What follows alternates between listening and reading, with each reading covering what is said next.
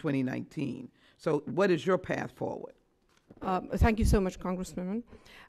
It breaks my heart that my colleague talks about Sikhs but did not mention Chitti Singhpura massacre. That was the massacre that happened around the time President Clinton visited India. 35 Sikhs, if I remember, were massacred. Why did he not mention that? You know why? Because that would go against his agenda. That is why he did not mention that. I do not think there is any evidence available that Sikhs are looking for self-determination outside of Indian constitution. I travel to India all the time. I talk to Sikhs all the time. I talk to other minorities in Kashmir. None of them have indicated to me that they are looking for self-determination. Let me say that is in dispute, and would you give me a path forward, please? Yes. The path forward is we are dealing with Islamist terror in Kashmir. We have to be cognizant of this fact. Why is it that nobody on this panel except me talked about Islamist terror? Is Islamist terror a figment of my imagination? Well, no, it isn't. How many people have been killed by terrorists? Since August 5, not one person has been killed by security forces. All deaths have happened because of the terrorists trained by Pakistan. Why is it that nobody has mentioned this? We have mentioned this double-speak, Congresswoman. This double-speak is not helping India when they are combating terrorists. But you are on the record, and you're speaking about it, and we're giving you the forum. So it is in the record. Thank you. But it's such a lopsided panel, but I'm thankful. You should take heart of that. Let me do this before my time is yielded. Let me can you give me a sentence of a path forward, please? The sentence of the path forward is we have to assist India in eradicating Islamist terror, radical Islamist terror. That is when the human rights situation will be possible. India has the greatest example of Punjab, where they dealt with Pakistani bred terror thank you, Mr. McGovern, just you me just one moment. I thank you so very much, madam.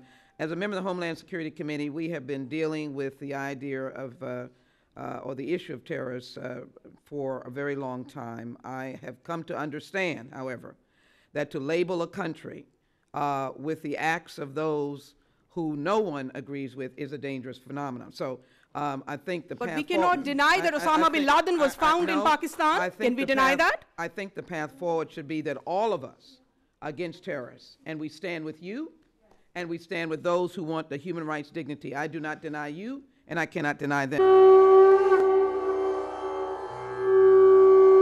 Hearings on China's enormous influence and footprint all over the world, including in Africa, but also other places in the world.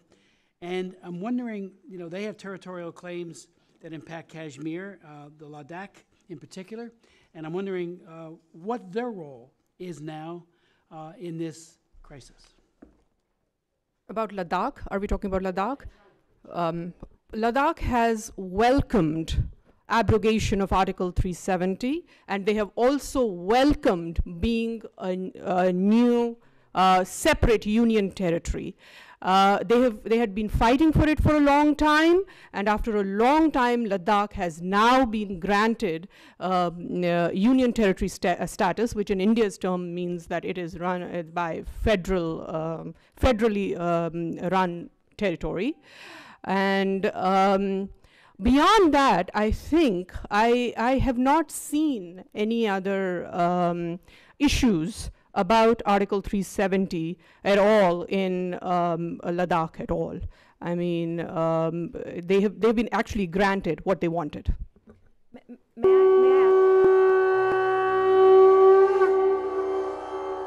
I think Kashmir absolutely should be an international issue, because Kashmir is primarily an issue of terrorism. So all terrorism should be international issue. I agree with that. I think everyone should talk about Kashmir. You, me, everyone, because that is where the fountainhead of terrorism in Asia is. And we need to eradicate that before we can even talk about human rights. If I could.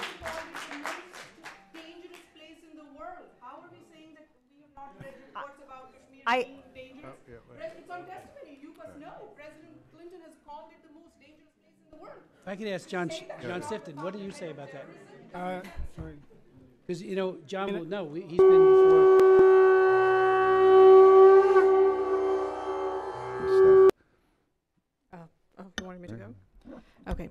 First of all, I want to thank you for inviting me here. I don't have a contrary evidence to this, but I think this is the first time a Kashmiri Hindu is speaking on behalf of a Kashmiri Hindu is in the Congress. So, Chairman, I really want to thank you. I cannot tell you how much that means to me and to my community. That means a lot to us, that you're giving us a platform to speak. So thank you very much. I just want to make 2 or 3 quick points. This plebiscite thing comes up all the time, and the original mandate of the plebiscite was that everyone should, you know, sort of back off from where they are. So that means Kashmir is not just with India, it's also divided in Pakistan, and a part of it is also held with China. So good luck to this Congress getting China vacating Kashmir. So if you can do that, I mean, that's not, so plebiscite is off the table. It's not going to happen in ever. So I can, and as I said that, it's not because of India. Good luck, everyone who's booing, good luck getting Pakistan to vacate, POK, I mean, Pakistan occupied Kashmir, and good luck getting China to vacate. So having said that,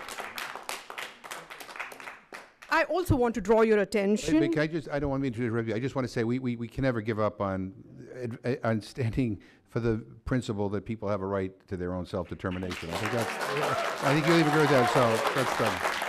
I mean, you're right. I also want to add to that, that India has not occupied Kashmir, and I cannot say this in the thing. Kashmir was never a separate part. Civilizationally, I want anyone to show me one shred of evidence that India has occupied Kashmir. India has not occupied Kashmir.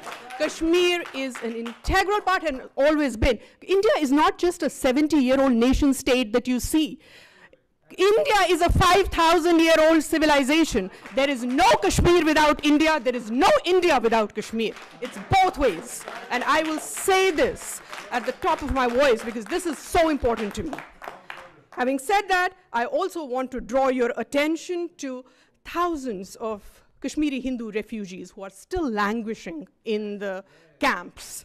So we want, through this committee, if we can draw attention and, you know, for Indian government to be cognizant of their lives right now. It's been 30 years and their lives haven't been better. And that's another thing. Also, the last point that I want to make, and we must really look beyond agendas, and we must look beyond this manufactured narrative. It's very important. It's very important to go and speak to ordinary Kashmiris. What will they tell you? They will tell you, we want to live. We want to live. They will not, no, within Indian Constitution. I will just end this. So, if this House is going to allow separatist slogans here, I think I'll have to walk out because I cannot allow that. So, India, this is not being very respectful, Congressman. But I'm sorry, anyway. I'm trying to bang my pen here. Yes. I mean, people, everybody deserves to be heard here. So that's all. Thank you very much. Thank you. Thank you. I just want to make one last point. India's democratic credentials are unmatched. They have successfully, in a democratic setup, defeated insurgencies in Punjab and Northeast. It's time to strengthen India against this insurgency in Kashmir, and the human rights problem will be solved forever. Thank you.